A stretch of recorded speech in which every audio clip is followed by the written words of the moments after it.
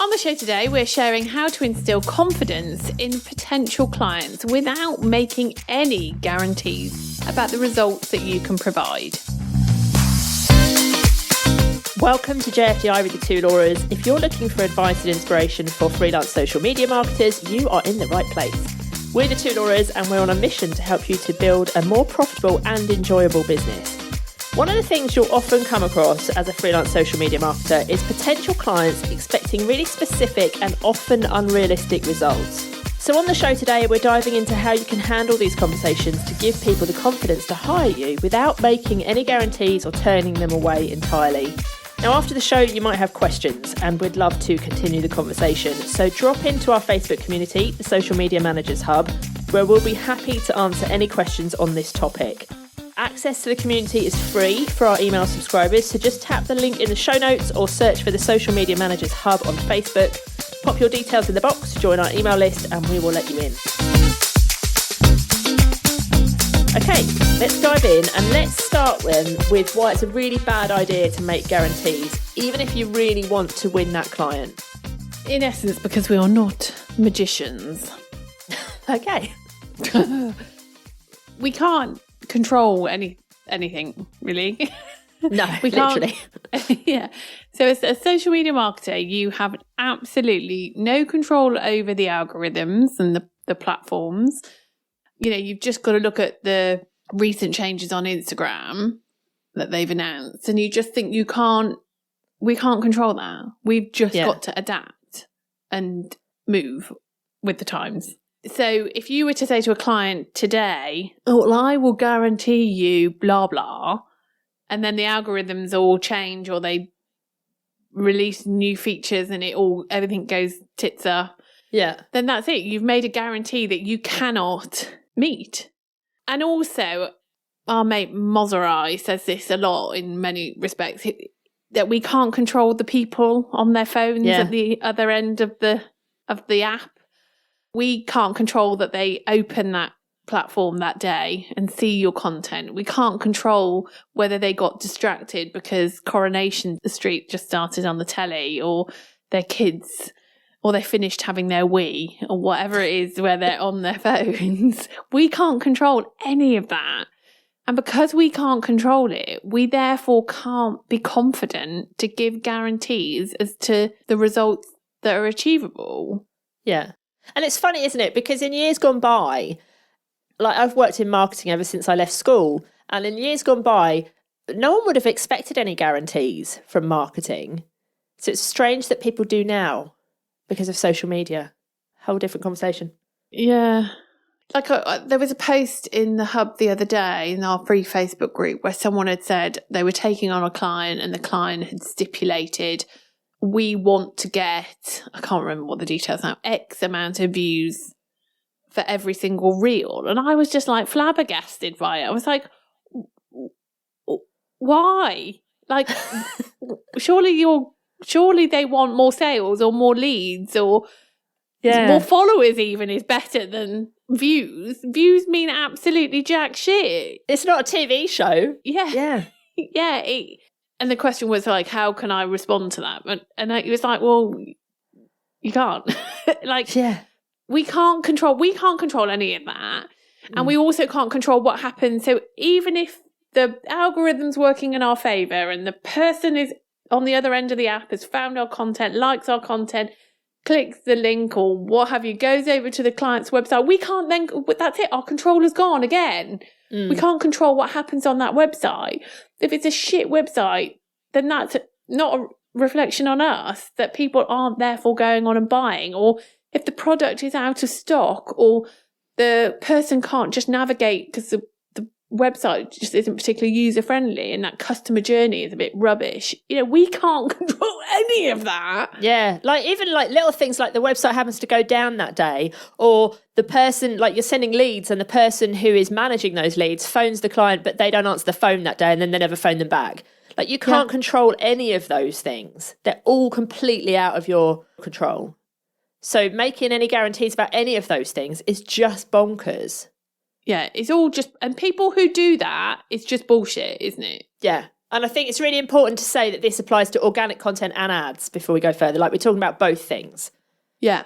Yeah. We can't, and I've not gone forward with clients when I've been at that kind of discovery call point where they've said, well, will you be able to guarantee me an increase in 10% sales? And I'm like, oh my God, like I could not get off that call quick enough. And so sometimes it isn't worth fighting. It is not. If people are coming to you saying they want guarantees, then to me, and we're all different, but to me, that is a red flag. Like I'm like, nah, I can't be doing. Because even if you say to them, like we're just saying, well, I can't control this, and actually a lot of this is out of my control, and the chances are that they'll come back in 6 weeks' time and go, well, I thought we could get more followers or whatever bullshit target they wanted.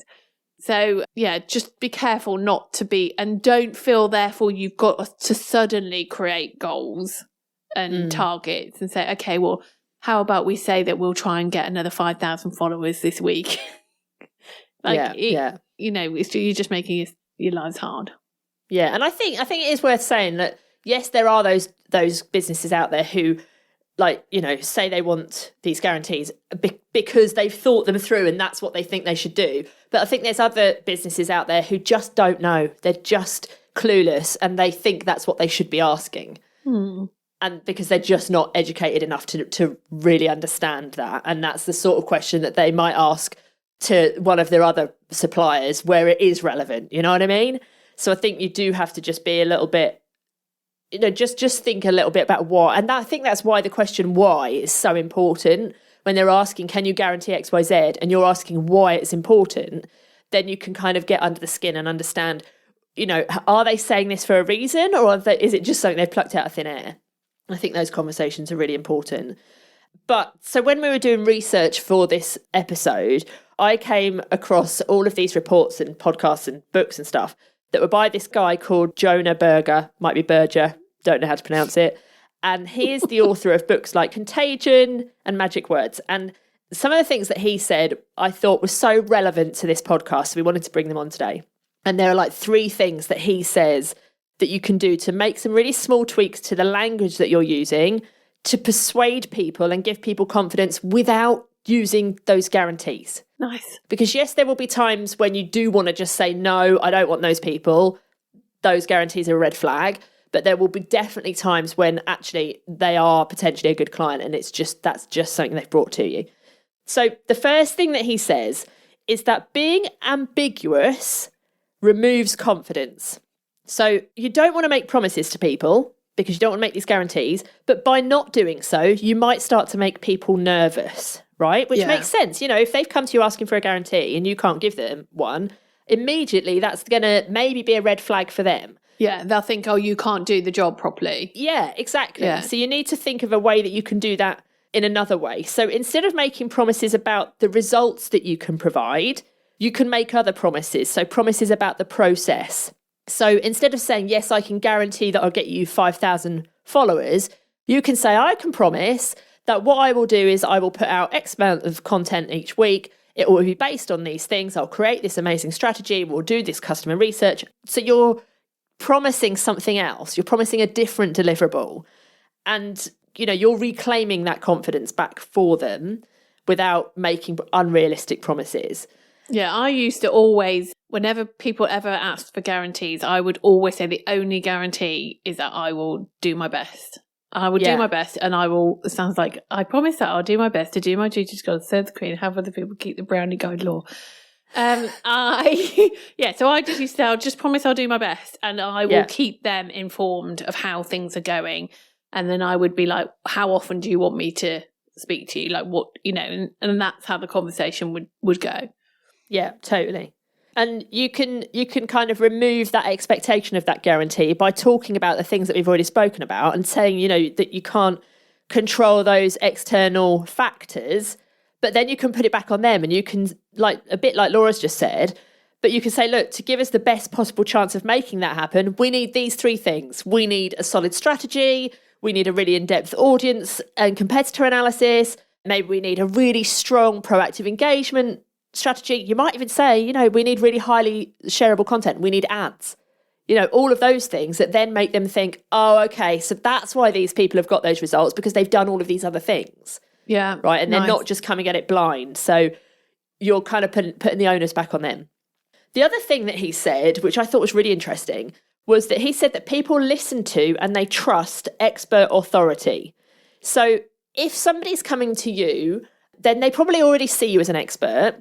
But how can you persuade them that you're right, especially if you don't feel like you are the expert, because maybe you've got a bit of imposter syndrome or something, or maybe you think that they are not listening to what you're saying in terms of the guarantee. How else can you approach that? And how else can you get them to listen to like an expert authority?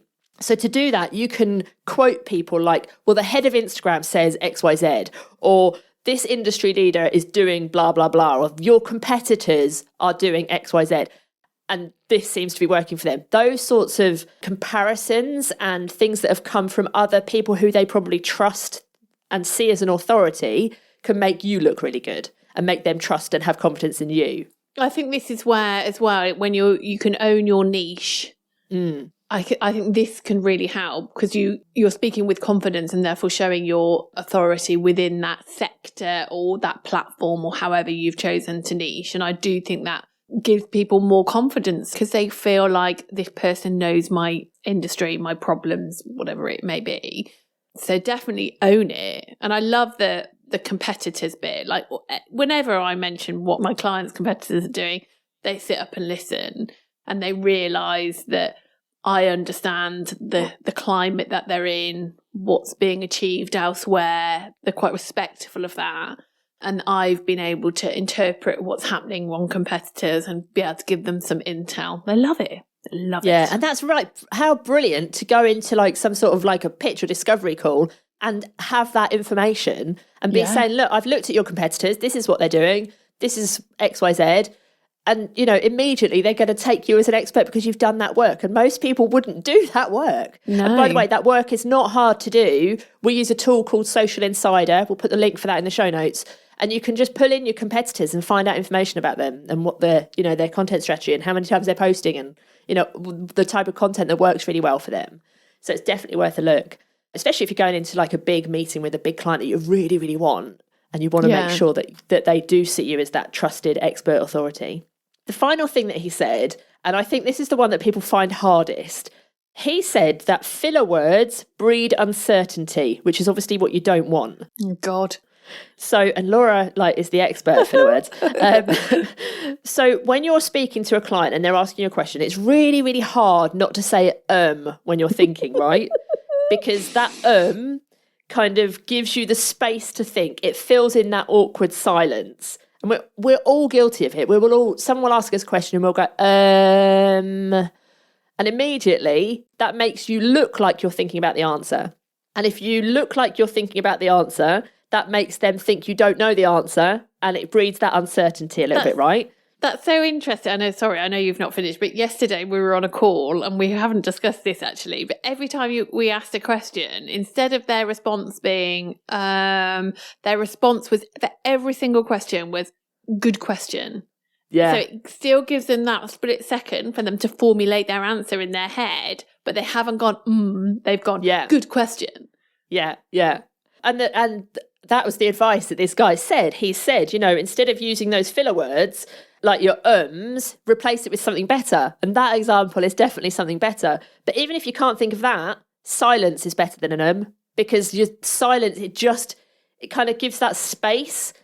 And the way I know it's very awkward to kind of change habits, but the way to kind of pull that into your being and into how you have a conversation is to just speak slower. Respond slower to all the questions, not just the ones you have to think about, but all of the questions. If somebody asks you a question that you already know the answer to, don't immediately give it. Just be slow, because then on the times when you don't know the answer and you are thinking, that slowness is less obvious. Oh, I love that. And I speak really fast. Yeah, you do. So I find that difficult. And you love to get your answer, like you can see just sometimes have to spit you're it like, out. Yeah, definitely. Like, hold me back. Yeah. But what he said about this is he said that responding more slowly shows that you're being much more thoughtful. And that is a positive signal, because that instills confidence, because you're being thoughtful about your answer, without questioning yourself by putting in an. So if you speak really slowly and more deliberately and pause instead of saying then the person who's listening to you immediately feels more confident in what you're saying. I thought all of those things were like so interesting. Yeah, to learn they're about good. How you change what you're saying. They're so good. But I think there's something to be said that you can actually probably prevent a lot of these conversations in the first place. So you don't need to worry about how many you're saying. Yeah, I think I'm going to be conscious of my now. We can totally remove a lot of that by tackling this whole conversation in the content that you're sharing on your own marketing, whether that be on your website, but on your social media, you know, and you can call out the bullshit. You can call out that this dude, well, not obviously calling out someone specific, but if someone's promising you a 10% increase in sales off the back of your Instagram organic, like you call it out, and you can then create exactly what we've been saying today. You can kind of say that this is absolute bullshit, and this is why I won't guarantee, but this is what I do guarantee. And you can tackle like what we've talked about before in terms of the way you work and blah, blah, blah, blah, blah. So you can try to avoid these conversations by using your content. Yeah, social proof. Like social proof can work wonders for getting rid of these conversations. Like results from clients you've already worked with the story around, you know, how you got those results and what those results meant for a client, not just in terms of they got an extra 10,000 followers. Like what did that actually mean? And the actual impact that had on the business, case studies, you know, testimonials, all of that stuff has such a big impact. Yeah, you have to choose wisely though. You've got to make sure your case studies and social proof is relevant. And because like I've got a case study on my website where I made a client, what was it, £1.6 million within 4 weeks. If a client came to me tomorrow with a 50p postcard business, that's not transferable. So it's about making sure that although you may have incredible social proof, incredible results from clients, you've got to make it, don't set yourself up for a fail by... Yeah, keep it realistic. Yeah. Just make sure it's on par with what you might be able to achieve for that business. And again, if you're within a certain niche and only work with a certain type of business or on a certain platform, for example, then it might be easier to do that anyway. It might be more comparable, but for me, I've got varied results and case studies. Yeah, definitely. And I think like as well as your marketing, you can nip these conversations in the bud before you kind of get on those conversations. Like your pre-qualifying system, that should be doing a lot of this heavy lifting. That should be identifying who these people are that might have these expectations so you can have those responses ready. You know, if you just had a simple question, what does success look like for you when we're working together? And someone says, I have 5,000 new followers every week. You immediately know that's going to come up in the conversation and you can have those conversations, or you can just not invite them to a call. You can, you know, you pull those things out at that beginning stage.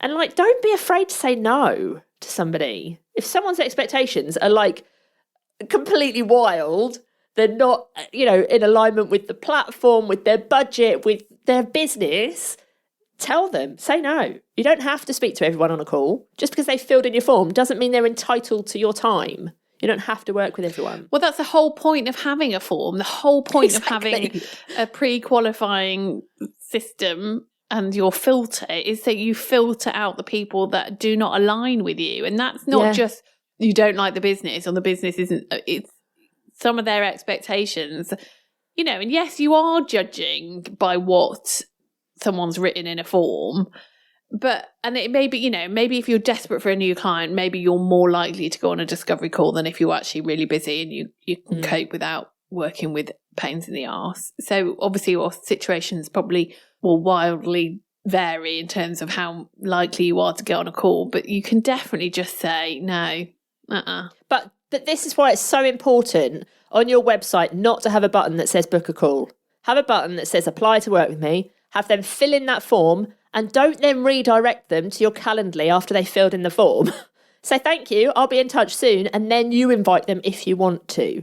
It should be very difficult for somebody to actually book a call with you. Like, it should be easy for somebody to fill in your form. It should be easy for somebody to send you an email. It shouldn't be easy for somebody to get on a Zoom with you. Yeah, God. I think that's a whole different rant that I'm about to go on there. And then in terms of like the people who you do actually get on that call with, before that call, like we were just talking about case studies and stuff that might be in your marketing, you can send those things that are relevant before the call. So they've had another chance to see it. They may not have seen it on your Instagram or your LinkedIn, for example. But if you could send it with the confirmation of the call. Yeah, nice. And then when they're actually on that call, like just own it. Like really own that call and start strong and feel confident and ask why to a lot of their questions. Like, why do you want to do that? Or what impact will that have on your business? So you're really getting the nitty gritty of, what it actually is that they want. And they're really understanding and having to think about what it is that they want and why they want it. Because those conversations then, when they come up in reporting and monthly meetings and stuff, you've overcome those things.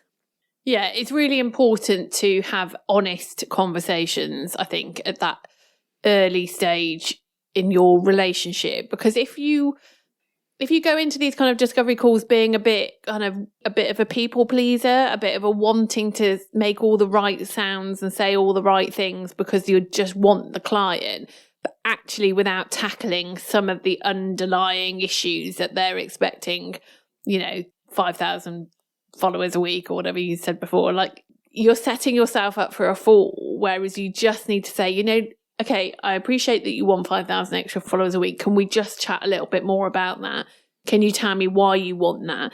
Is that your ultimate goal, or are you actually wanting sales, you plonker?